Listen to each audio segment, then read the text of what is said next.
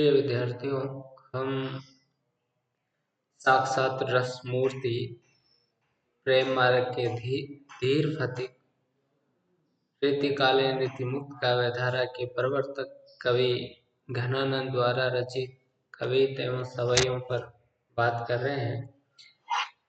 कवित्त और सवैयों की व्याख्या के क्रम को आगे बढ़ाते हुए हम अगला छंद देखते हैं। अगला छंद सवैया है। 5 छंदों की व्याख्या हमने पिछले 2 वीडियो में देखी थी। अगला छंद है कि मीत सुजान अनीति करो जिन हाहन हूरिये मोहि अमोहि दीठ को और कहूँ नहीं ठोर फिरी ट्रग रावर रूप की दोही एक बिसास के टेक गहे लगी आस रहे बसी प्राण बटोई हो घन आनंद जीवन मूल दई कित प्यास निमार मोही। इस छंद में प्रेमी का प्रिय के प्रति उपालम भाव है, विरहिणी का प्रिय के प्रति उपालम भाव है। प्रिय के द्वारा उसे मोहित करके निर्मोही हो जाने, निष्ठुर हो जाने पर प्रेमी या विरहिणी अपनी वेदना को व्यक्त करता हुआ प्रिय को उलाहना देता है और इसी की अभिव्यक्ति इस छंद में है। मीत सुजान अनीति करो जिन। मीत यानी मित्र, सुजान श्लेष पद है।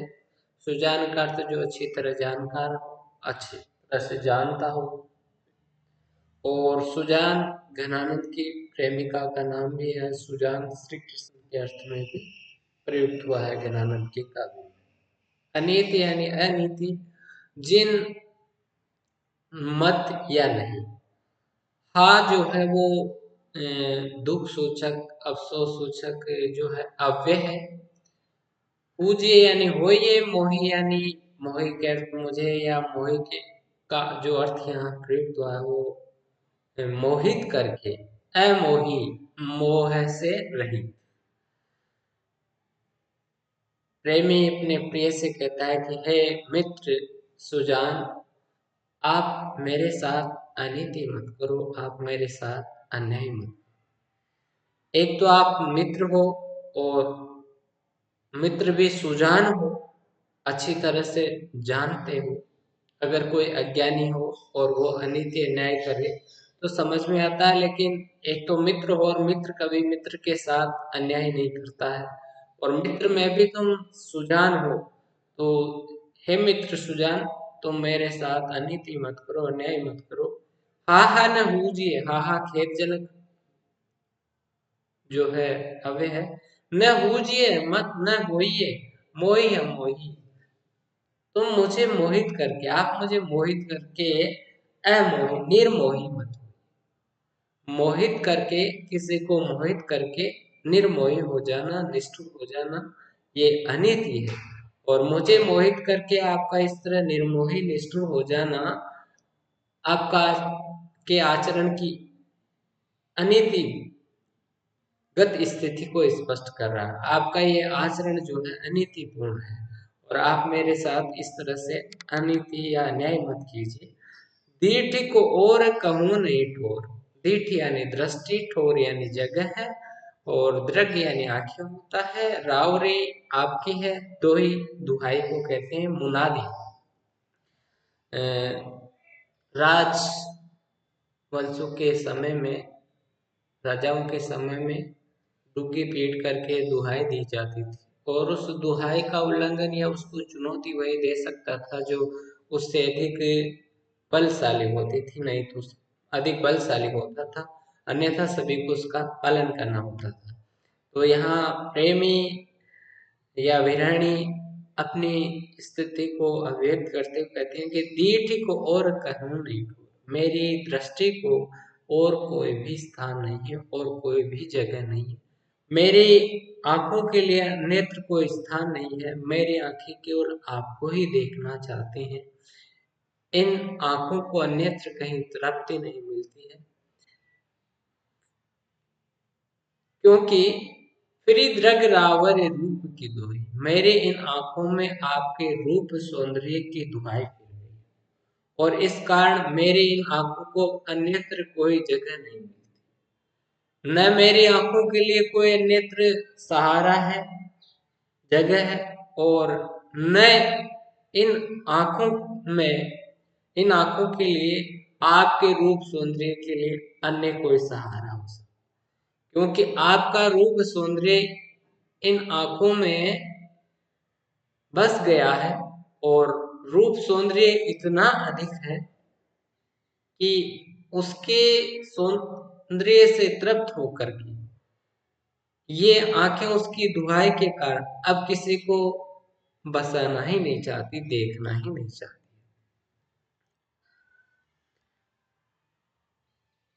प्रेमी की आंखों को अन्य जगह नहीं है। इसके दो कारण है। एक तो यह है कि प्रेमी या प्रेम विरहिणी जो है उसका प्रेम एक निष्ठ है, अनन्य है, वो अन्य किसी और को देखना ही नहीं चाहती।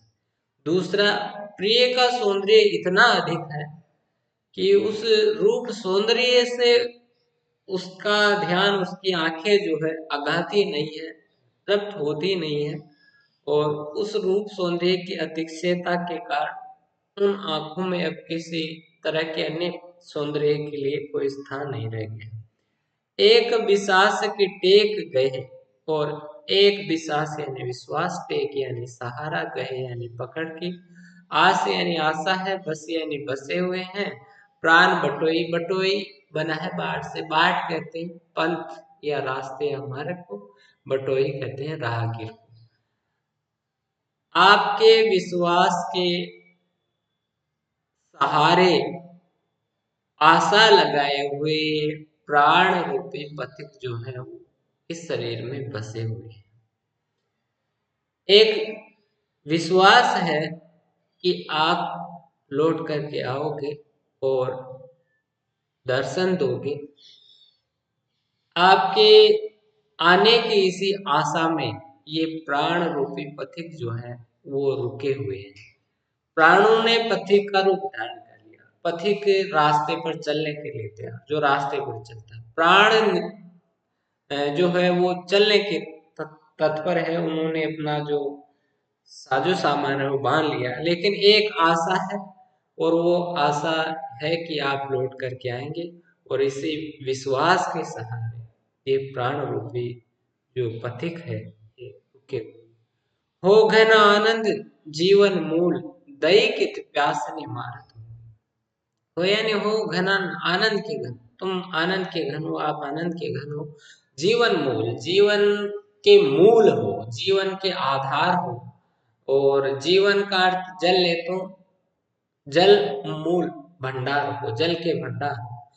दई कित प्यासनी मारत मोही, हे देव कित प्यासनी मारत मोही, मुझे क्यों प्यास। आप आनंद के बादल और जल के भंडार है, रूप सौंदर्य रूपी जल के भंडार है, मुझे क्यों प्यासा मार रहे हो, क्यों मुझे तड़पा रहे हो। अपने रूप छवि के दर्शन से मेरे इस पिपासा को शांत क्यों नहीं करते। तो अगर शिल पक्ष की बात करें तो प्राण बटोही में रूपक अलंकार है, और वियोग श्रृंगार का इसमें परिपाक है। ब्रज भाषा का लालित्यपूर्ण प्रयोग है, और सवैया छंद है। अगला छंद देखते हैं। प्रीतम सुजान मेरे हित के निदान कहो, कैसे रहे प्राण जो अनखिया रसाई हो। तुम तो उदार दीनहीन अन परद्वार, सुनिए पुकारियां को लो तरसाई हो। चाति कह रावरो अनोख मोह आवरो, सुजान हो बावरो बदन दरसाई हो। विरह नसाय दया ही में बसाए, आए हाय कब आनंद गगन बरसाए। इसमें एक प्रेमी या विरहिणी जो है वो प्रिय को संदेश देती है, और उस विरहिणी की प्रेमी की अभिलाषा है कि प्रिय उसे जो है दर्शन दे। प्रिय ही उसके प्राणों का पोषक है, अतः अपनी रूप छवि के दर्शन से वो आनंद की वर्षा करे। प्रीतम सुजान मेरे हित के निधान।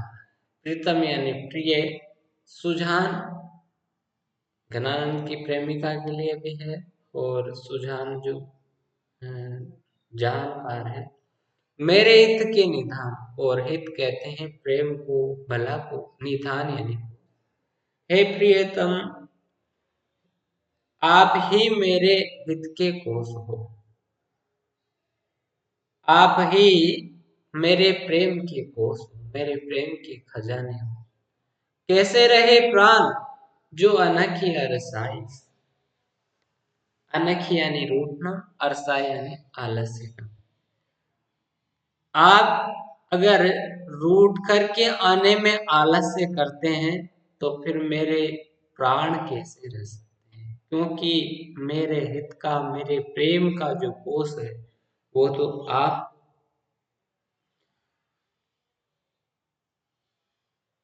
तुम तो उदार, अब जिसका कोष ही किसी दूसरे के पास हो, उस कोष के अभाव में वो कैसे जीवित रह सकता है। और इसी की अभिव्यक्ति इस बात में हुई है। वो विरहिणी या प्रेमी प्रिय से कहता है कि तुम ही मेरे जीवन के, तुम ही मेरे प्रेम के कोष हो, और अगर आप रूठ करके आलस आने में आलस्य कर रहे हो तो ऐसी स्थिति में मेरे प्राणों को कोई सहारा नहीं है, मेरे प्राण कैसे रह सकते हैं। प्राणों के पोषण के लिए जिस खजाने की आवश्यकता है वह तो प्रिय के पास है, और प्रिय रूठ कर आने में आलस्य कर रहा। तुम तो उदार दीनहीन आनि पर्योद्वार, सुनिए पुकार यही को लो तरस। तुम तो बहुत उदार हो, तुम तो बहुत दानी हो, और मैं अत्यंत दीनहीन हूँ, और अपनी इस दीनहीन अवस्था में मैं तुम्हारे द्वार पर आकर के अड़ गया हूँ, तुम्हारे द्वार पर आकर के याचना कर रहा हूँ, पुकार रहा हूँ। यही को लो कब तक तरसाओगे आप मुझे, कब तक इस तरह से तरसाते रहोगे, कब तक तड़पाते रहोगे।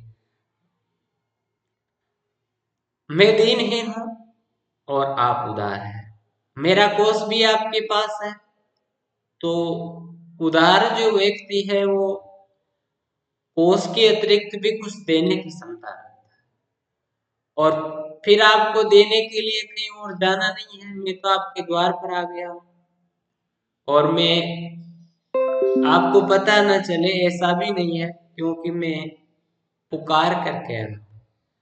चाती कह रावरो अनोखो मोह आवरो, सुजान रूप बावरो बदन दर्शाए। रावरो यानी मैं आपके का ही चाहती, अनोखो मोह, और मेरे मैं जो हूँ वो मोह से व्याकुल हूँ। ये अनोखापन है कि मैं आपका ही चातक हूँ और मोह से व्याकुल हूँ। सुजान रूप बावरू, सुजान के रूप पर ही मैं पागल हूँ।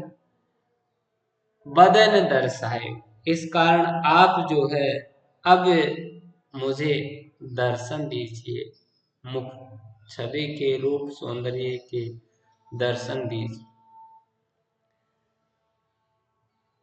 ये यहाँ प्रेमी रूपी या विरहिणी रूपी जो जातक है वो प्रिय की रूप छवि का पिपासु, और वो कहता है कि मैं आपके ही मोह में व्याकुल हूँ, आपके ही रूप पर पागल हूँ, और इस कारण आपका ही चाहता हूँ, और मुझे आपके ही रूप दर्शन की अभिलाषा है। विरह नसाए दया ही में बसाए, आय हाय कब आनंद को घन बरसाए।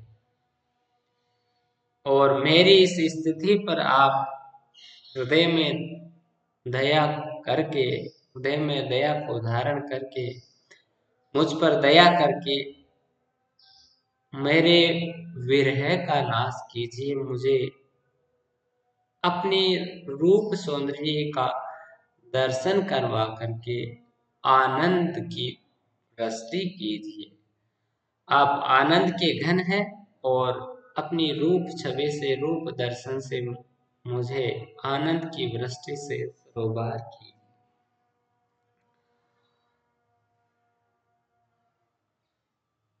इसमें मोही अमोही में जो है यमक, सबक यमक, मोही अमोही ऊपर वाले छंद में था।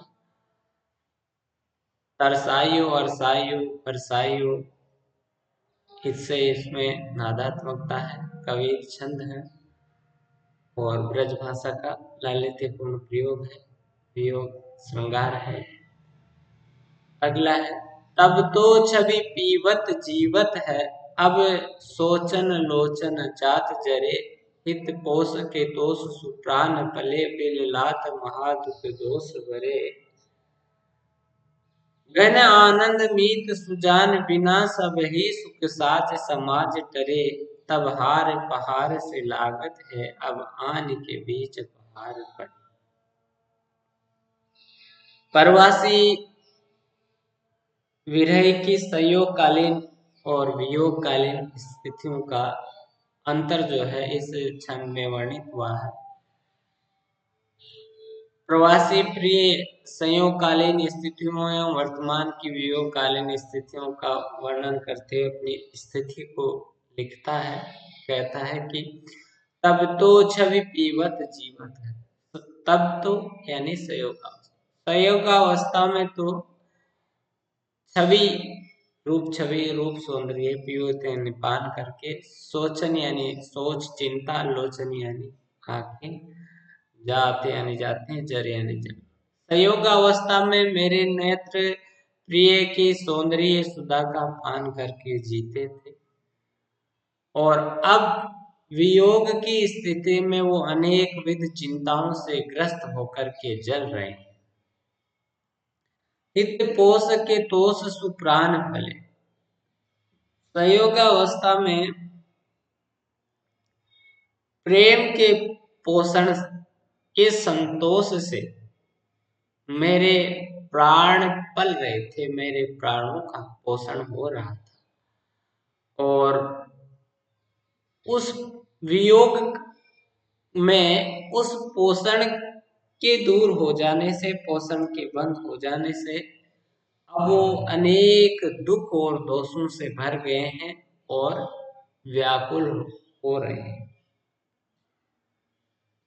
घन आनंद मीत सुजान, मीत सुजान बिना सब ही सुख साज समाज टरे। और वो कहता है कि घन आनंद मित्र, आनंद के घन मित्र सुजान के अभाव में सुख का न कोई साधन रह गया है, न कोई समाज रह गया। घनानंद के जाते ही सभी जो है अनदेखी करके चले गए हैं, सभी धीरे धीरे टल गए हैं। तब हार पहाड़ से लागत है, अब आन के बीच पहाड़। संयोग अवस्था में